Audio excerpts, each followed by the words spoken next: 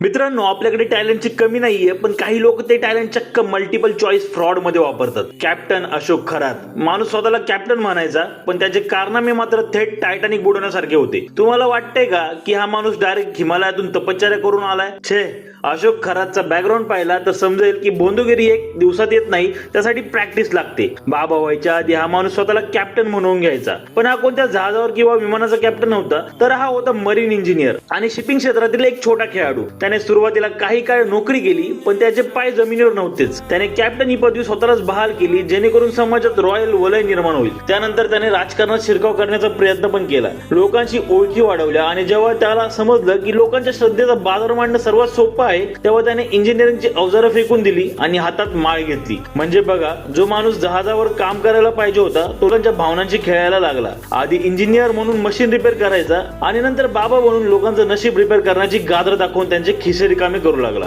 हा प्रवास प्रोफेशनल कडून प्युअर फ्रॉड कडे झालेला एक असा टर्न आहे, जो पाहून गुन्हेगारांनाही घाम फुटेल. याचा पोर्टफोलिओ बघा. हाय प्रोफाईल महिलांना गाठायचं, त्यांना मोठ्या पदाची आणि लग्नाची स्वप्न विकायची, आणि नंतर त्यांचे खिसे रिकामे करायचे. हा माणूस इतका कॉन्फिडंट होता की याने चक्क बोगस ओळखीवर राजकीय वर्तुळात एंट्री मारली. याच्या फोटोमध्ये बडे बडे नेते पण दिसायचे. आता हे नेते कॅमेरा प्रेमापोटी तिथे होते की यांची पण ह्या कांडमध्ये भागीदारी आहे, हा एक मोठा सस्पेन्स आहे. पण म्हणतात ना, किती हाय प्रोफाईल फसवणूक केली तरी शेवटी बोंदुगिरीचा फुगा फुटतोच. जेव्हा पोलिसांनी याचा भांडाफोड केला, तेव्हा समजलं की हा कॅप्टन असून फक्त एक लबाड माणूस आहे, ज्याने अनेकांचं आयुष्यभराचा ट्रॅक बदललाय. 50 वर्षाच्या आयुष्यात याने इतकी नाटकं केली की नॅशनल स्कूल ऑफ ड्रामाला सुद्धा कॉम्प्लेक्स येईल. थोडक्यात काय, खरातचं कॅप्टन अवतार आता जेलच्या कोठडीत रिटायर झालाय. तुम्हाला याबद्दल काय वाटतंय? तुमचं काय मत आहे ते पण आम्हाला नक्की कळवा.